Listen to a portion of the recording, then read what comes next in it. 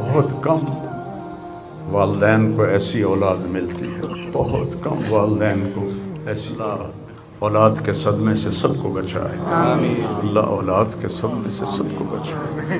تو چھوٹے چھوٹے غم کے قابل نہیں ہے، میرے اوپر تو بہت بڑا غم ہے۔ تو جوان بیٹے کی موت دیکھنا یہ وہی جانتا ہے جس پہ گزری ہو، وہی جانتا ہے جس پہ گزری ہو۔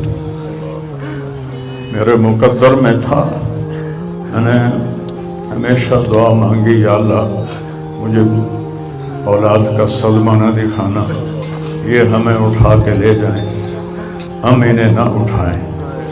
لیکن اللہ کی تقدیر وہ غالب ہے اور ہمیں اس پر راضی ہونے کا حکم ہے۔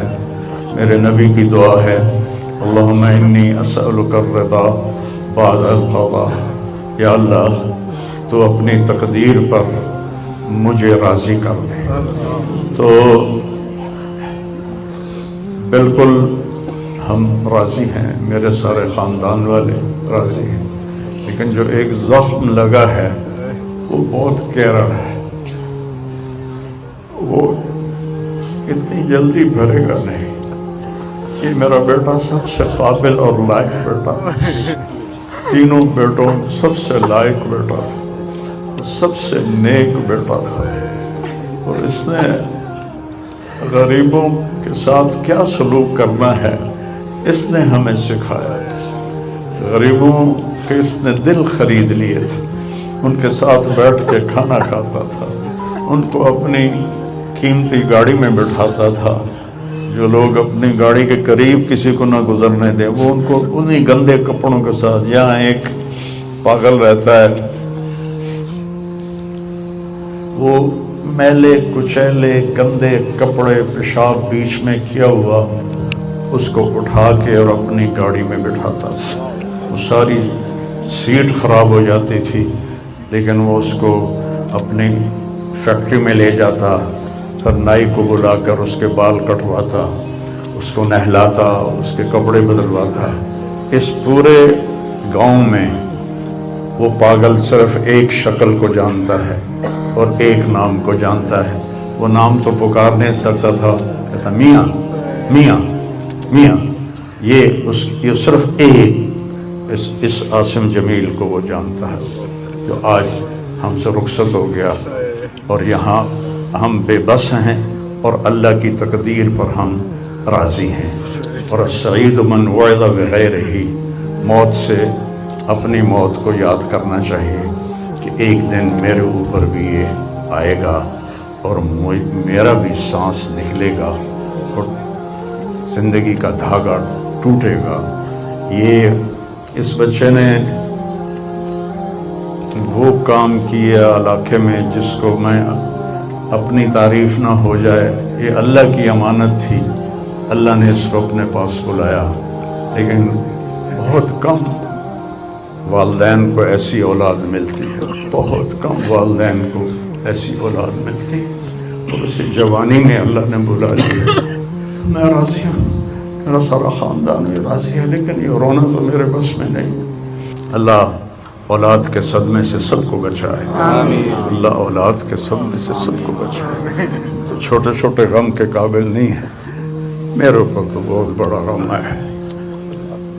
میں اللہ کا شکر گزار ہوں، اور یہ سارا مجمع دیکھ کے مجھے حوصلہ ہو گیا ہے کہ میرا بیٹا واقعی بہت نیک تھا، جس کے لیے اتنا مجمع اس کے لیے دعا کرنے آیا ہے۔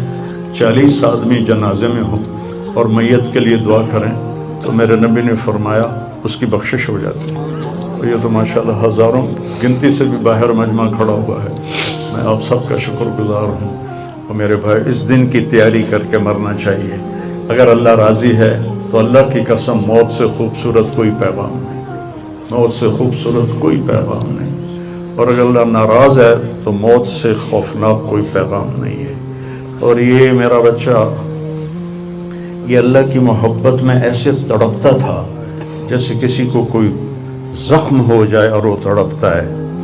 اور ہم اللہ کو جانتے ہیں، مانتے ہیں، ہمارے احساس میں اللہ کا ताल्लुक शामिल नहीं, हम अक़ली तौर पर मानते हैं। मेरी 52 साल ज़िंदगी अल्लाह के रास्ते में नेक लोग, औलियाए कराम, उलमाए कराम के साथ गुजरी।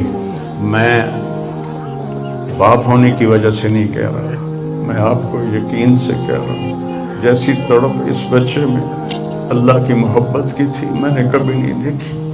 ये 2-2 घंटे मुझसे बात करता था और मैं ऐसे बैठ के सुनता रहता था।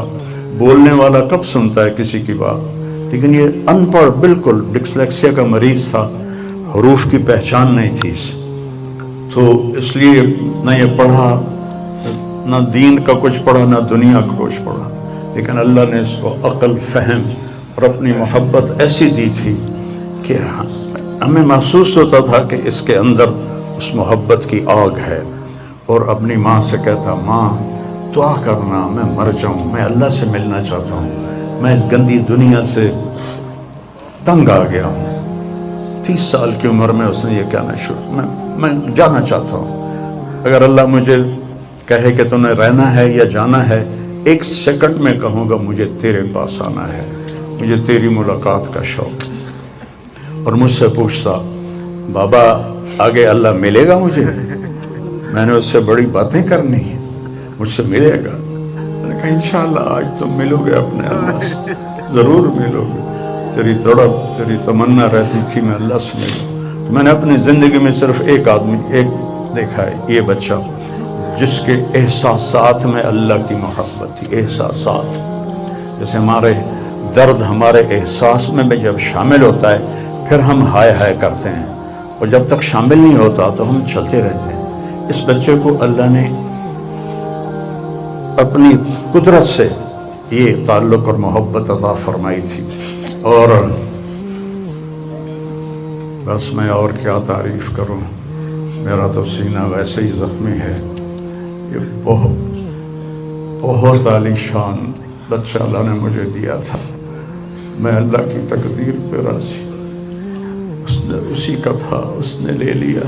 भाइयों, मौत से पहले मरने की तैयारी कर लो, आपस की लड़ाइयाँ छोड़ दो, आपस के झगड़े छोड़ दो, आपस की नफ़रतें छोड़ दो।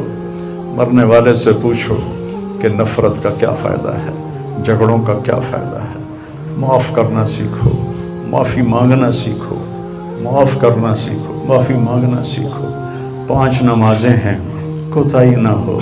साल के बाद रोज़े आते हैं, बीमार हो तो अल्लाह कहता छोड़ दो। हज और ज़कात पैसे वालों पर है। तो टोटल ईमान के बाद 2 बातें हैं, एक नमाज है और एक रोज़ा है। और उसके बाद एक हदीस में सुनाकर हम जनाजा पढ़ते हैं।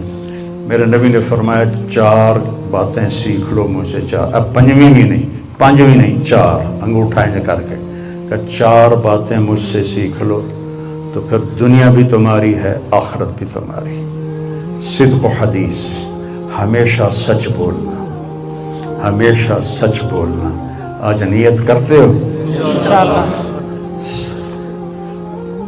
हिफ्ज़ व अमानतन, किसी को धोखा ना देना, किसी के साथ 2 नंबरी ना करना, किसी को अपने मफाद और पैसे के लिए, अपने मनसब के लिए उसके साथ धोखेबाजी ना करना। तीसरी बात, हुस्न खलीक़तन, अपने अखलाक अच्छे रखना। गाली, गीबत, इल्ज़ाम तराशियाँ, झगड़े, ये छोड़ के अच्छे अखलाक वाले बन जाओ। और चौथी बात फरमाया, इफ़्फ़तुन फ़ी तुअमतिन, रिज़्क़ हलाल कमाओ।